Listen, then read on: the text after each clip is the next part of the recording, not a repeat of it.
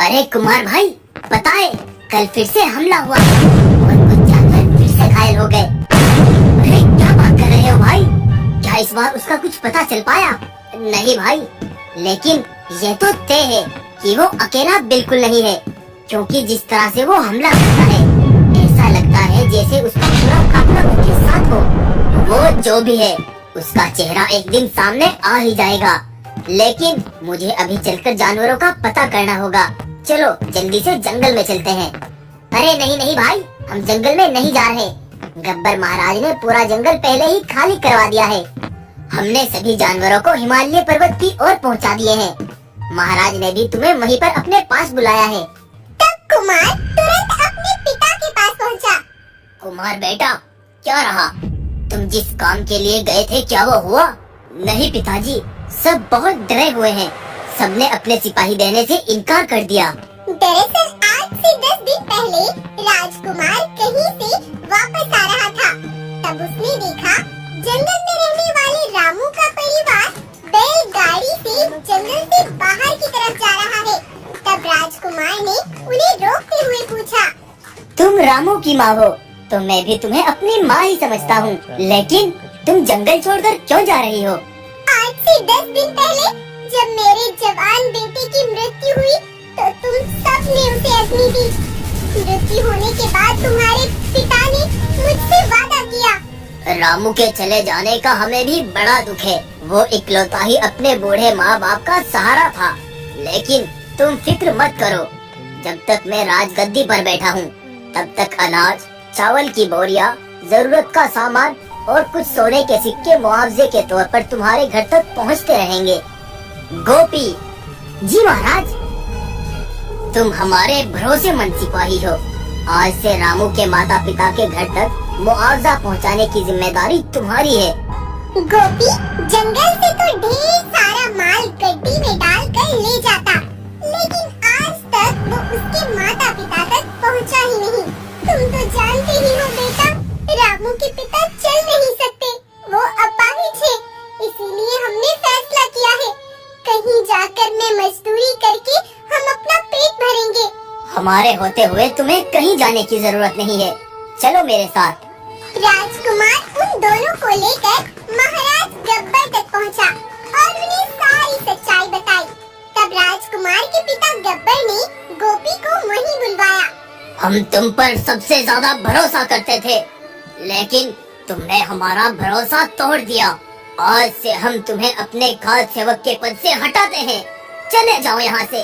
गोपी गुस्सा पीकर बड़बड़ाता हुआ वहाँ से चला तो गया, लेकिन उसे ये बात बिल्कुल भी बर्दाश्त नहीं हो रही थी। तुमने ये बिल्कुल अच्छा नहीं किया गब्बर। उस 2 टके के गरीब रामू के परिवार के लिए मेरी बेइज्जती की है। इसका हिसाब तो तुम्हें चुकाना ही पड़ेगा।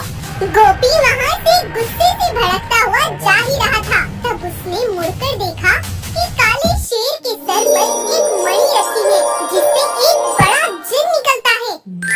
अब बोलो मेरे आका, तुम्हें क्या चाहिए? मैं अभी एक नवजात शिशु का ताज़ा मांस खाना चाहता हूँ। जैसा आपका हुक्म मेरे महाराज। तभी जिन उसे एक ताज़ी भेड़ी का मांस देता है और कालिया उस मांस को चबा चबा कर खा गया। अरे वाह, ये तो बहुत ही अनोखी मणि है। मजा तो अब आएगा। यही मौका है उस गब्बर और कुमार से अपनी बेइज्जती का बदला लेने का। ये सोचकर गोपी कालिया का पीछा करने लगा। कालिया एक अजीब सी जगह पहुंचा, जहाँ काले शेरों के अलावा कोई भी नहीं था। कालिया सरदार ने उस मणि को ले जाकर एक सुरक्षित जगह पर रख दिया। ये सब देखकर गोपी भी वहाँ से चला गया।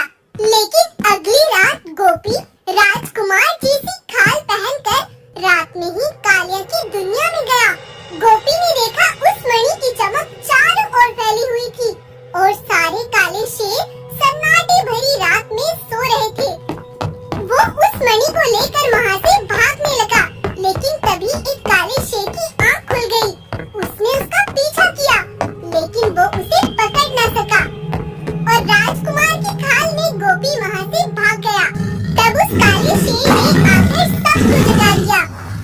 तुम उसे पहचानते हो? वो कौन था? हाँ सरदार, वो पास के जंगल के राजा गब्बर का बेटा राजकुमार है। वो मणि उसके पास है। अगर हम उसके सामने जाकर खड़े भी हो गए तो मणि की ताकत से वो हमें भी नुकसान पहुंचा सकता है। हमें छिपकर उस पर हमले करने होंगे ताकि परेशान होकर वो मणि हमें वापस कर जाए। और इसीलिए वो कालिया अपनी मणि हासिल करने के लिए गब्बर के जंगल पर हमला करता है। और गब्बर ने अपनी हिफाजत के लिए ही कुमार को दूसरे जंगल से सिपाही लेने के लिए भेजा था। लेकिन आज फिर कालिया ने हिमालय पर्वत पर ही हमला बोल दिया। लेकिन आज उसे राजकुमार ने देख लिया। अरे ओए रुको, कौन हो तुम और क्या चाहते हो? तुम अच्छे से जानते हो हम क्या चाहते हैं। जब तक हमारी वो मणि तुम वापस नहीं करोगे ये हमले ऐसे ही होते रहेंगे। मणि? लेकिन कौन सी मणि? हमने किसी की कोई मणि नहीं चुराई। अगर ऐसा होता तो हम उस जादुई मणि से ही इन हमलों को रोक सकते थे। राजकुमार की इस बात से कालिया भी सोच में पड़ गया। वो बिल्कुल तुम्हारे जैसा था। कहीं ऐसा तो नहीं वो तुम्हारा कोई दुश्मन हो? दुश्मन? कहीं ये गोपी ने तो नहीं किया? मेरा शक उसी पर है। लेकिन तुम मेरे साथ चलो। राजकुमार कालिया को एक जादुई घोड़े के पास ले गया और उसे सारी सच्चाई बताई। मैं तुम्हें अपने ये जादुई पंख दे तो देता हूँ, लेकिन वो मणि मिल जाने पर तुम ये मेरे पंख मुझे वापस कर दोगे। जादुई घोड़े ने अपने वो पंख कालिया शेर को लगा दिए। उधर गोपी उसी मणि के साथ हिमालय पर्वत पर ही पहुंच गया। और गोपी बाघ ने अपनी उस मणि की ताकत से राजा गब्बर को कैद कर लिया और वहाँ मौजूद सारे जानवरों को अपना बंदी बना लिया। तो बताओ गब्बर, कैसा लग रहा है जंगल से बाहर रहकर? एक दिन तुमने मुझे बेइज्जत करके जंगल से निकाला था। अब मैं तुम्हें अपना गुलाम बनाकर रखूंगा।